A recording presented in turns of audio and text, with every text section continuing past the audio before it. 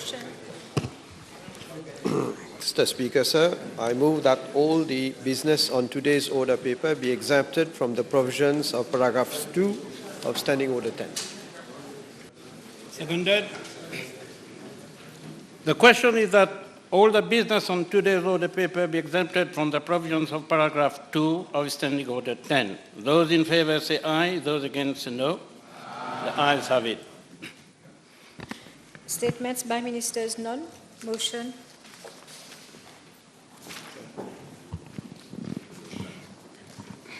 Mr. Speaker, sir, I beg to move a motion standing in my name on the order paper, namely that an address be presented to the President of the Republic of Mauritius in the following terms. We, the members of the Mauritius National Assembly, here assembled, beg leave to offer our thanks to the President of the Republic of Mauritius for the presentation of a government program 2020-2024 on the occasion of the opening of the first session of the 7th National Assembly. Mr. Speaker, sir, I would like to first of all congratulate you on your election as Speaker of the National Assembly. The Speaker has the responsibility to maintain order and to ensure fairness during debates. It will be your impartiality during the 5 years to come that will ensure and determine how constructive the debates of this House will be. I have no doubt that the reach of your experience and your sense of fairness will luster this House. Des débats, Monsieur le Président, que nous l'espérons, se feront dans l'esprit, dans le respect de l'esprit de notre rôle de parlementaire, qui est de débattre et de légiférer pour la construction d'une nation mauricienne et d'un pays arc-en-ciel. I wish to sincerely thank the Honorable Prime Minister, Leader of the House, Honorable Pravin Kumar Jagnat, and the members of the parliamentary majority for having entrusted to me the presentation of a motion of thanks in response of a presidential address. It is indeed a great honor bestowed on me. C'est pour ça, Monsieur le Président, si vous me permettez, je commencerai de façon peu conventionnelle. Je voudrais prendre quelques minutes, si vous me le permettez, pour expliquer mon engagement, mon parcours et les choix que j'ai faits et qui m'ont amené aujourd'hui à me tenir debout devant vous en tant que membre de l'Alliance mauricienne. When I look back, Mr. Speaker, sir, I think that my journey has been fueled by this one quotation by Voltaire that I've learned at a very early age in my French literature classes. It is not our condition, Mr. Speaker, but the caliber of our soul that makes us happy. Mr. Speaker, this quotation is everywhere to be found in my life, be it on my About Me section on Facebook, on my WhatsApp status, on a piece of paper in my purse. Why is it so, you may ask? Simply because every day I want to be reminded that what makes me happy as a human being, as a politician, is what I do to nourish my soul. Je ne suis pas parfaite, Monsieur le Président, je ne recherche pas à l'être. Croyez-moi. Je célèbre cette imperfection chaque jour que Dieu fait. La vie serait tellement ennuyeuse si j'étais parfaite et que je ne commettais pas d'erreurs. Imaginez-vous, je n'apprendrai jamais. Si c'était le cas, je serais incapable de compassion, Monsieur le Président. Les gens qui sont parfaits sont souvent incapables de compassion. Comment comprendre ce qu'on ne connaît pas? C'est mon imperfection qui me permet aujourd'hui de faire preuve d'humanité. Je ne veux pas être cette personne qui monte sur ses grands chevaux et qui se permet de traiter ses adversaires de pourriture ou qui ose même juger ses adversaires. Je pense profondément qu'être parfait, c'est une maladie de rigidité, une maladie qui s'approche de la mégalomanie. N'oublions pas qu'être parfait veut aussi dire qu'on ne fait pas grand-chose dans la vie, puisque nous rejetons tous ceux qui souffrent, qui sont différents, parce que nous souffrons nous-mêmes d'un complexe de supériorité. Comme l'enseigne l'essence de la pensée politique de saint Augustin, qui lui-même se voulait en contradiction avec les penseurs de la Grèce antique, qui, eux, disaient que l'homme d'État devait être un homme de virtuosité exceptionnelle, qu'il devait être d'une rigidité exceptionnelle.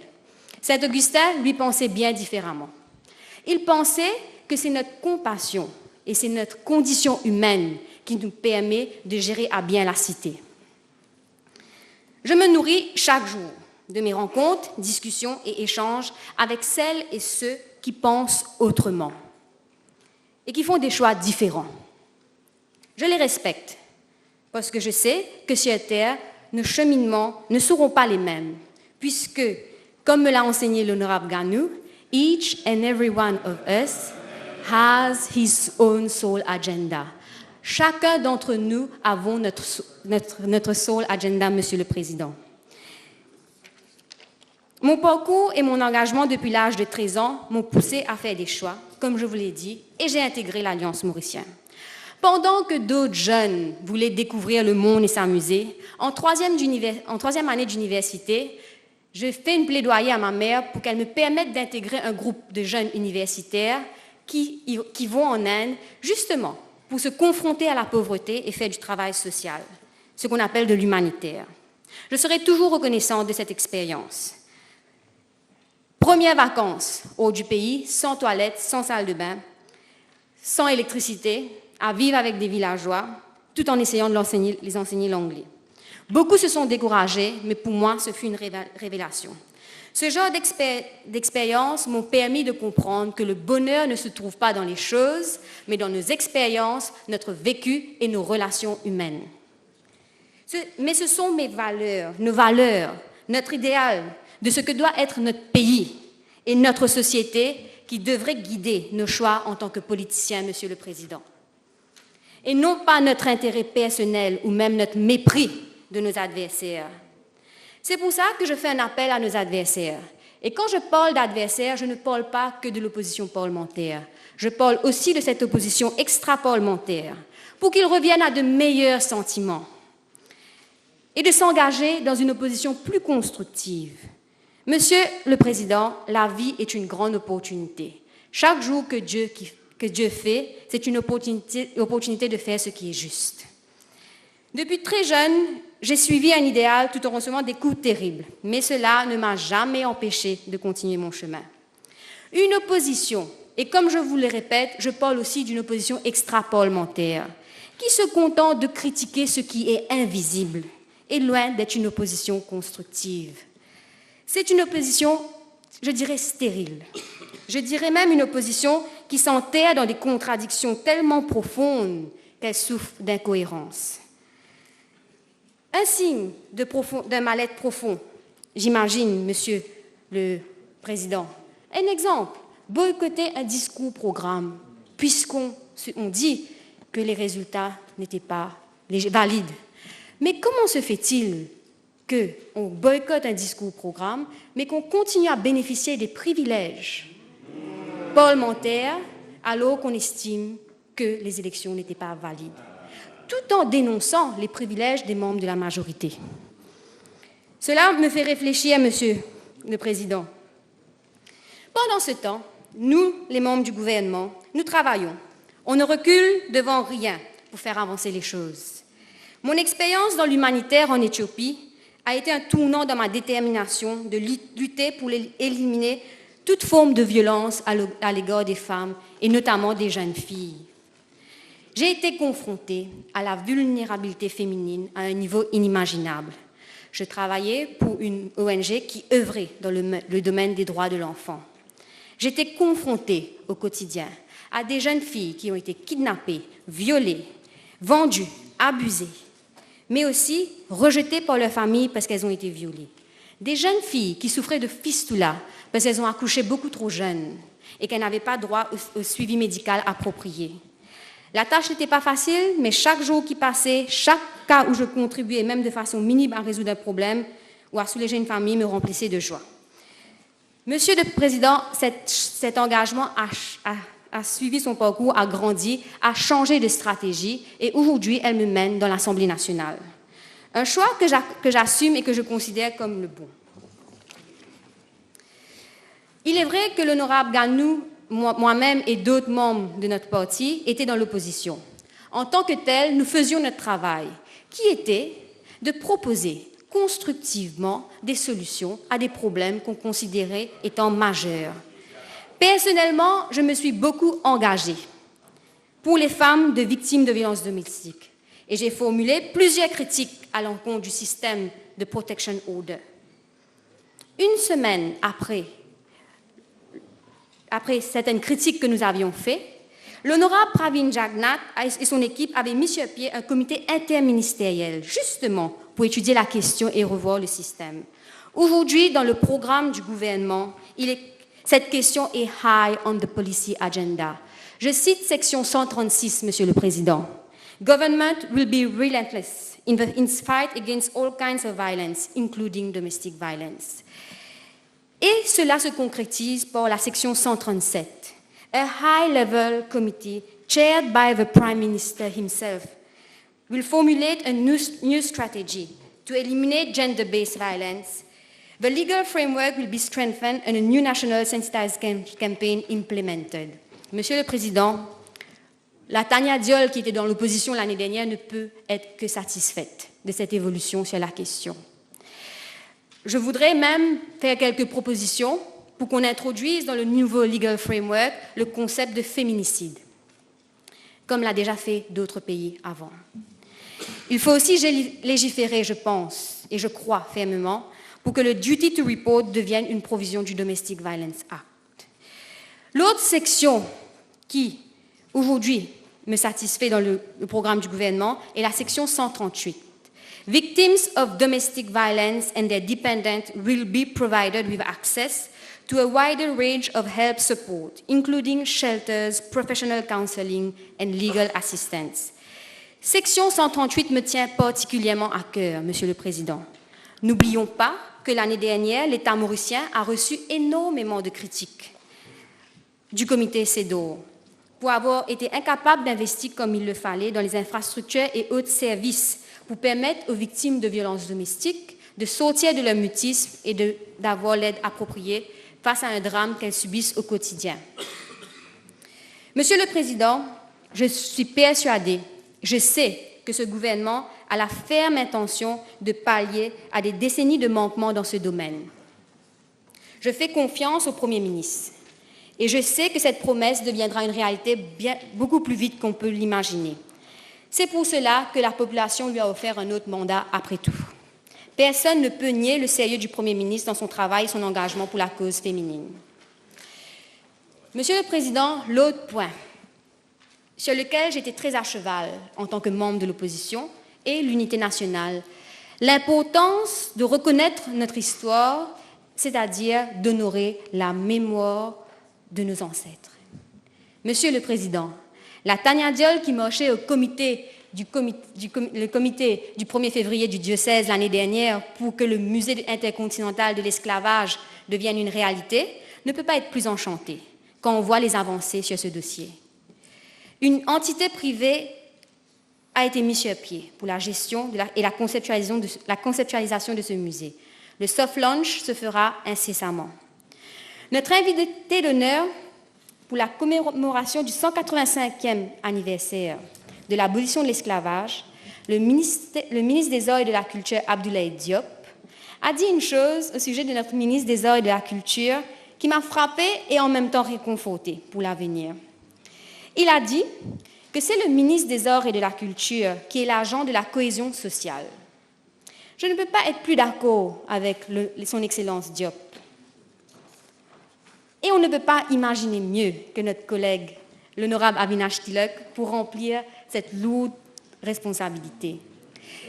Il n'hésite pas à faire appel à ses collègues, l'honorable Sandra Mayotte ou moi-même, pour l'organisation du 185e anniversaire de l'abolition de l'esclavage. Il nous écoute, il agit efficacement, il fait l'effort de comprendre. N'est-ce pas l'attitude que nous recherchons chez un ministre qui a la lourde responsabilité de gérer notre diversité sociale et culturelle? N'oublions jamais, Monsieur le Président, qu'on dit que le monde a besoin de plus d'artistes et de poètes. J'affirme que nous en avons besoin. On oublie trop souvent que les émotions que nous véhiculons en tant que peuple ont besoin d'une forme d'expression. C'est cette expression qui nous permet d'avancer, de réfléchir, de comprendre ce qu'on ressent, de rire de nos défauts et au final d'avancer. Ouvrir la voie à l'expression de nos cultures, nos souffrances, nos états d'âme et nos frustrations fera de nous un grand peuple. Une société qui a l'opportunité de se confronter à ses contradictions à travers l'art est une société qui cultive son humanité et la tolérance.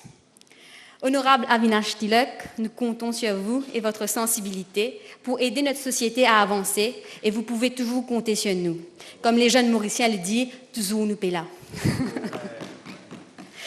Monsieur le Président, si vous me permettez, j'irai sur un sujet plus sérieux idéologiquement et profond, quoique les arts est un sujet très sérieux.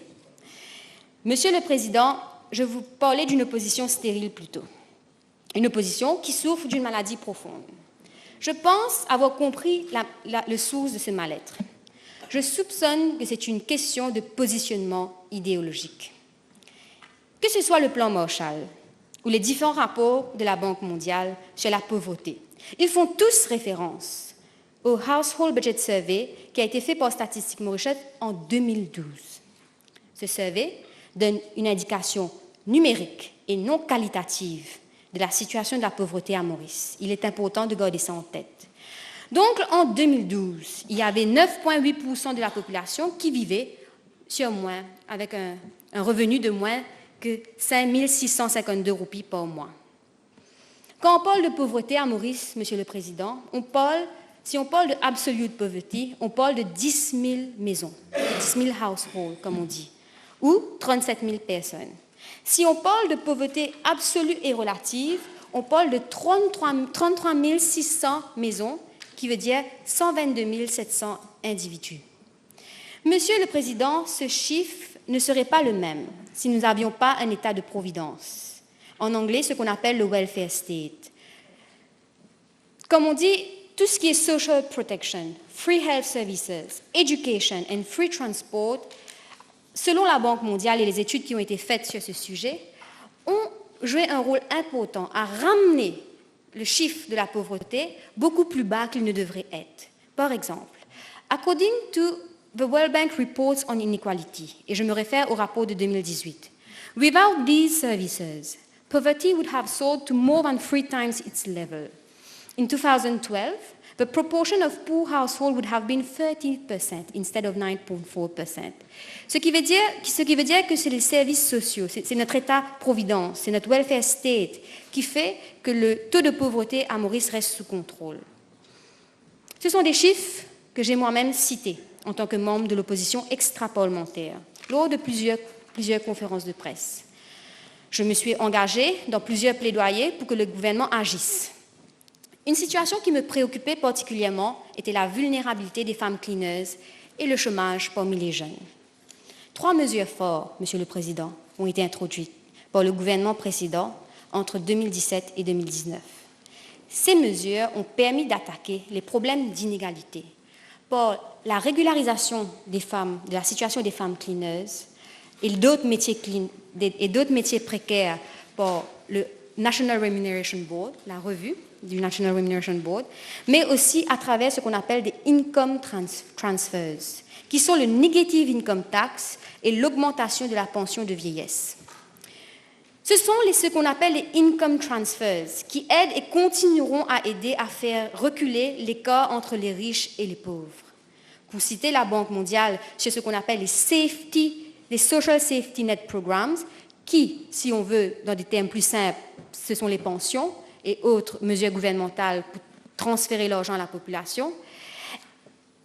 Social Safety Net Programs create opportunities, empower families to invest in human capital, and break the cycle of intergenerational poverty, and in many cases create resilience so that families can manage risk, cope with shocks, and continue to invest in their children's education. Un exemple concret de ce genre de politique qu'on appelle les Social Safety Net Programs, c'est la pension de vieillesse. Monsieur le Président, depuis 2015, je faisais appel au gouvernement pour que l'humain soit au centre des politiques publiques, mais aussi de notre développement.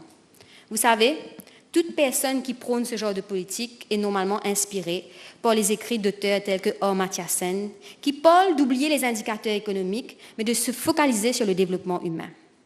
Il est un pionnier, un révolutionnaire, il a eu un prix Nobel. Il a le mérite d'avoir influencé les chefs d'État tels que Jacinda Ardern, aujourd'hui qui prône que le développement humain doit être au centre de toutes les politiques publiques. Certains chez nous citent ces grandes idées et concepts sans connaître leurs origines ou même l'essence de leur philosophie.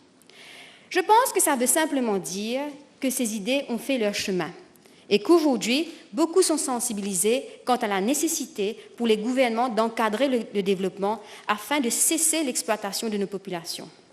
Monsieur le Président, ceci démontre, les mesures que j'ai mentionnées plus tôt démontrent que le gouvernement, malgré tout, que la population, malgré tout, a affaire à un gouvernement qui fait du bien-être et du confort de la population passer avant les indicateurs économiques. Il y a eu beaucoup de scepticisme quant à ces mesures sociales. Et aujourd'hui, en lisant le Cabinet Paper vendredi, j'apprends que le Second Report of the National Wage Consultative Council on the impact of the introduction of national minimum wage fait état du fait qu'à aucun moment, par exemple, le minimum wage a impacté l'inflation. Donc, quelque part, ça démontre que adopter les mesures sociales, faire l'humain passer avant tout, n'est pas forcément contre-productif ou ne va pas forcément contre l'économie. Tout ça dépend de la façon dont on gère les choses. Et en effet, la cerise sur le gâteau a été l'introduction du Workers' Rights Bill par notre collègue l'honorable Sudesh Kalichan, qui, quand l'honorable Ganou, moi-même et les autres membres du parti étaient dans l'opposition, avons applaudi cette mesure. Alors que nos citoyens, nos senior citizens bénéficient d'une part plus juste de la richesse qu'ils ont contribué eux-mêmes à créer, à travers l'augmentation de la pension de vieillesse, les jeunes de notre pays peuvent retrouver le goût du travail pour faire avancer notre société et notre économie. Le Workers' Rights Bill redonne sa dignité aux travailleurs. Le minimum wage redonne sa dignité aux travailleurs. Gardons en tête, Monsieur le Président, que les travailleurs, c'est nous les jeunes, après tout. Je pense que cette tournure foncièrement socialiste que le gouvernement a pris, je pense que c'est ça qui fait que l'opposition se retrouve en crise identitaire idéologique. Comment, quand est-ce qu'on se dit un parti qui milite pour les droits des travailleurs, opposer la liste de politiques que j'ai ouvertement listée?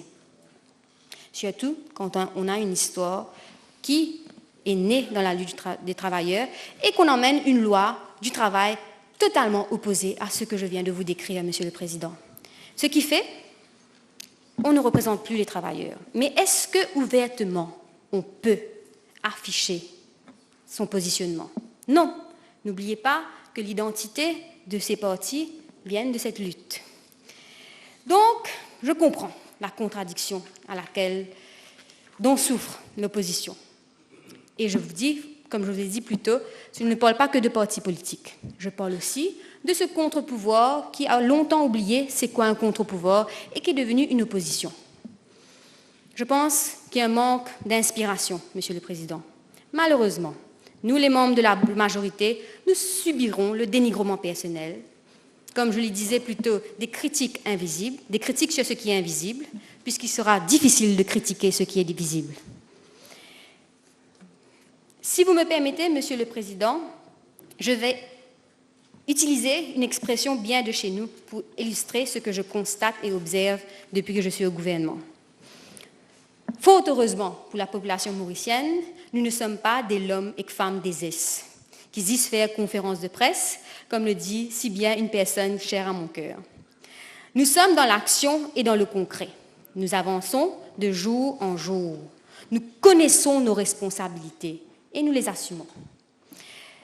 Monsieur le Président, si vous me permettez, je parlerai de l'environnement. En ce qui concerne l'environnement, je ne peux pas être plus enchantée que quand je vois le sérieux avec lequel l'honorable Kavi Ramano gère ce dossier. Je constate et j'observe que l'honorable Ramano est un convaincu. Comme il le dit souvent, l'écologie et la préservation de notre environnement sont des valeurs que nous devons inculquer à notre population, des valeurs que nous devons vivre au quotidien. Mon éveil écologique ne date pas d'hier ou même de cet après-midi, Monsieur le Président. Ce n'est pas la montée du mouvement écologique parmi les jeunes européens qui m'inspire. Mon éveil écologique a débuté sur les bancs de l'université pendant mes cours de philosophie politique. 2 auteurs m'ont marqué, le philosophe Rabindranath Tagore et le penseur politique Julius Nyerere. Ces 2 hommes, dans leurs pensées et écrits, ont donné une dimension incontournable à la nature. En fait, ils nous font comprendre que le développement intégral de l'être humain ne peut se dissocier de la nature et du travail de la terre. Nous ne réalisons pas que notre bien-être est dépendant d'un écosystème. Cet écosystème nous permet de nous développer au maximum. Si nous commençons à menacer les différentes composantes de cet écosystème, nous menaçons notre propre survie, Monsieur le Président. C'est pour cela que Rabindranath Tagore reste un philosophe cher à mon cœur. Il m'a appris, à travers ses écrits, à rester connecté avec ma sensibilité humaine. Et grâce à lui, j'ai compris que mon confort spirituel et intellectuel dépend de la préservation de la nature. To quote Rabindranath Tagore in Gintanjali, "The same stream of life that runs through my veins, night and day, runs through the world and dances in rhythmic measures." Cette ligne nous rappelle le fait que nous faisons partie de cet écosystème. Comme je vous disais, le monde a besoin de plus de poètes, parce que les poètes nous font voir les choses différemment et nous ramènent à notre sensibilité humaine. C'est avec plaisir, Monsieur le Président, que je constate qu'à la section 32 du programme du gouvernement, cet aspect de l'environnement a été pris en considération. Je cite, section 32, « Government will further upgrade primary school infrastructure to accommodate additional art classes, playground, and a green and endemic corner to inculcate in our children the culture of conservation and protection of the environment. » Monsieur le Président, il y a de quoi être alarmé quand on voit l'ampleur que la menace du changement climatique prend. Cet éveil écologique s'est transformé au fil du temps en inquiétude. Une inquiétude qui demande des mesures fortes, mais aussi un changement de mentalité drastique. Cette nouvelle décennie, qui débute en 2020, sera le témoin de plusieurs bouleversements au niveau international. L'appel du mouvement international des jeunes environnementalistes qui se préoccupent de leur futur mené par Greta Thunberg, mais aussi la tenue de la COP26, alors que lors de la COP25, les gouvernements ont été incapables de trouver un consensus sur plusieurs domaines, incluant les émissions de gaz à effet de serre, alors que les recommandations d'experts, si on implémentait les recommandations d'experts, on serait toujours à 38% de trop d'émissions de gaz. Et maintenant, si on n'applique pas les recommandations d'experts, imaginez ce qui va arriver, Monsieur le Président.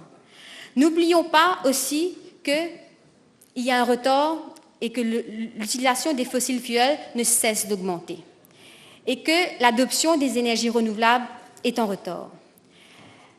Fort heureusement, le programme du gouvernement prévoit déjà que government will implement measures to protect our oceans, marine resources and our beaches. Dans le programme du gouvernement, la section 162 à 166 prévoit la protection de nos ressources océaniques. Cependant, mais pas que les ressources océaniques, je viendrai sur les énergies renouvelables très bien, incessamment. Cependant, il nous faut rester connectés et suivre les débats et considérations qui seront soulevées lors du dialogue scientifique qui se tiendra en Allemagne en juin 2020, sur les mesures que nous devrons prendre pour la mitigation et l'adaptation du changement climatique.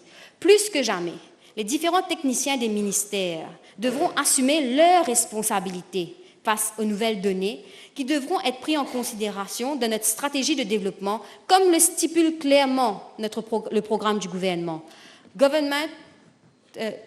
Government is committed, section 142, government is committed to adopting a responsible and environmentally sustainable development policy.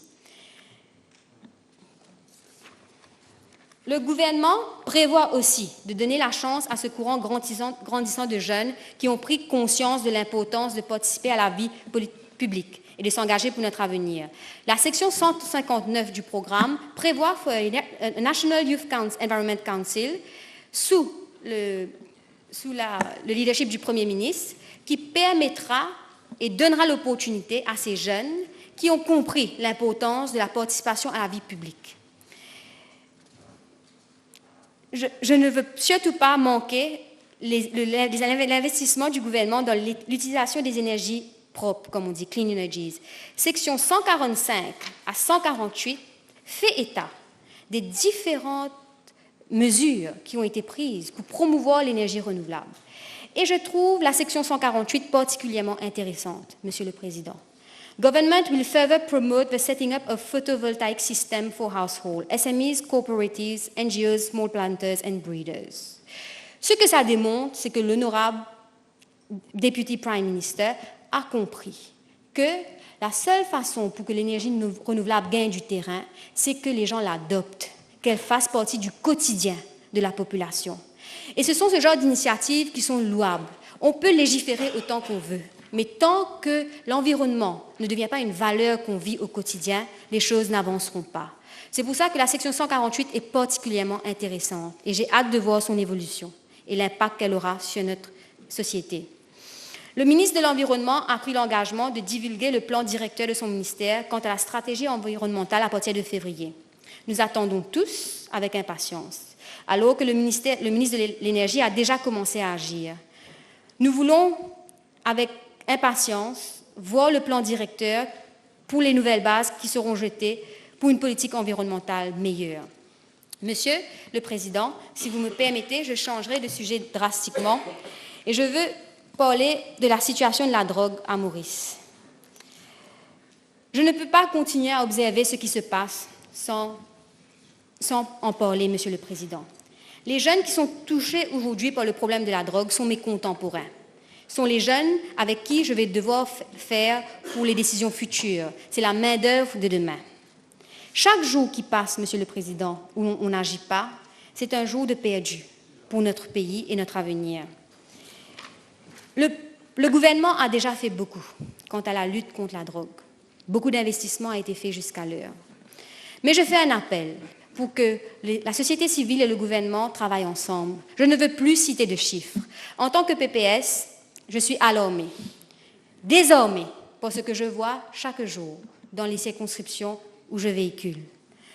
Le problème de drogue doit être résolu. On ne peut pas le faire totalement, mais il faut faire reculer la problématique de drogue. Les jeunes sont l'avenir de notre pays et nous ne pouvons pas rester insensibles à cette souffrance grandissante. Cependant, je suis consciente que ce problème gagne du terrain dans le monde entier et que ça ne touche pas que l'île Maurice. Mais c'est à nous sommes suffisamment petits pour faire preuve d'innovation et s'assurer que nos jeunes soient bien dans leur peau, suffisamment bien pour qu'ils ne se détruisent pas avec la drogue. C'est pour ça que je fais un appel au gouvernement, à la population et les ONG. Il faut agir vite. Monsieur le Président, avant de conclure, je voudrais répondre à certaines critiques que l'honorable Ganou, l'honorable Ramano et moi-même avons reçues au sujet du métro express. Quoi vous dire? À ce qu'il paraît, nous étions contre le projet du métro express. J'étais très surprise de l'apprendre. Si je me souviens bien, j'étais la première à dire lors de l'élection partielle de 2017 que la population n'est pas contre le métro express. J'ai revu les déclarations et je ne pensais même pas que c'était nécessaire de l'honorable Ganou, l'honorable Ramano. La question qui a souvent été soulevée, c'était autour de la planification autour du métro. Cela n'a jamais été une opposition au métro. Et c'est là le problème, Monsieur le Président. Si on ne fait plus la différence entre une suggestion constructive, une analyse et une suggestion, et une opposition. Donc, à chaque mot qu'on va dire pour améliorer un système, si ce sera perçu comme une opposition, je pense qu'on est mal parti. On a 5 ans à aller, à continuer ensemble. Donc, en toute âme et conscience, je sais très bien que quand on a fait la manifestation sous le leadership du leader de l'opposition, à 4 bornes, à aucun moment, que ce soit l'honorable Orvin Boulel, l'honorable Ramano ou moi-même, avions manifesté contre le métro express. Nous faisions un appel à l'honorable Boda pour qu'il vienne à 4 bornes et vienne nous expliquer le projet. C'est ça la nuance. Mais quoi vous dire? Cette opposition qui se voulait contre-pouvoir à une époque, aujourd'hui, ne sont même pas intéressés à relater avec véracité les propos et l'essence même de nos positions, nous les politiciens. Il nous faudra, avec le temps, s'y habituer. Mais cela reste très malhonnête. Pour conclure, Monsieur le Président, je voudrais faire un appel. Nous nous retrouvons dans une situation aujourd'hui où l'opposition ne se contente plus d'être parlementaire. J'entends des commentaires, j'ai lu des commentaires tels que le discours-programme était décousu, d'autres pensent que c'était réchauffé, d'autres ne semblent pas comprendre la vision derrière. Quoi vous dire?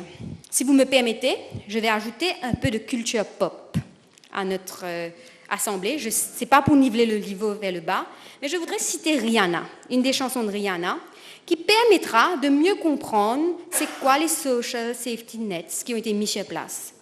Elle dit « When the world has dealt its cards, if the hand is hard, together we'll mend your heart ». C'est ça qu'on veut dire par « ensemble, tout possible ». Because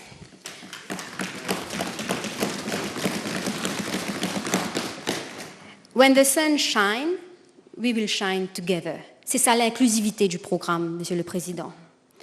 Told you I'll be here forever, said I'll always be your friend, took an oath, I'm sticking out to the end, now that it's raining more than ever, know that you will still have each other, you can stand under my umbrella. Et le umbrella, c'est quoi? C'est ce discours-programme qui a une série de mesures qui a pour but de protéger le citoyen moyen de la population mauricienne face à tous les risques qu'il encourt dans sa vie chaque jour. Comme je vous l'ai dit, tout n'est pas parfait, mais au moins, nous assumons nos responsabilités. Mr. Speaker, Sir, quand je vois la tournure que prennent les choses, je veux dire à la population, n'hésitez pas, venez nous voir. Quand l'opposition n'est plus constructive, nous sommes toujours intéressés à savoir ce que vous pensez. Comme je l'ai dit, chaque jour que vous nous parlez, vous faites de nous de meilleurs êtres humains. L'interaction est nécessaire. Si vos représentants vous faillissent, nous sommes là. Nous sommes là et nous sommes les députés de la République de Maurice. Et quand je vois la tournure que prennent les choses, je ne peux m'empêcher de penser à Michelle Obama.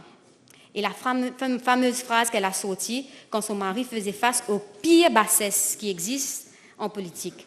When they go low, we go high. I feel that for the next 5 years, we will be flying very high, Mr. Speaker, sir, very high. Et je saisis cette occasion, avant de conclure, pour présenter mes sympathies à la République de Chine face à ce drame qui les afflige en ce moment. Nous sommes en toute solidarité avec eux. On prie pour eux, on espère que les choses iront pour le mieux. Mais en ce qui me concerne, en tant que citoyenne mauricienne, je me sens protégée par l'honorable ministre Jagat Pal, qui s'assure que nous ne souffrons pas, que cette tragédie ne prendra pas la même ampleur. J'ai terminé. Merci, Monsieur le Président.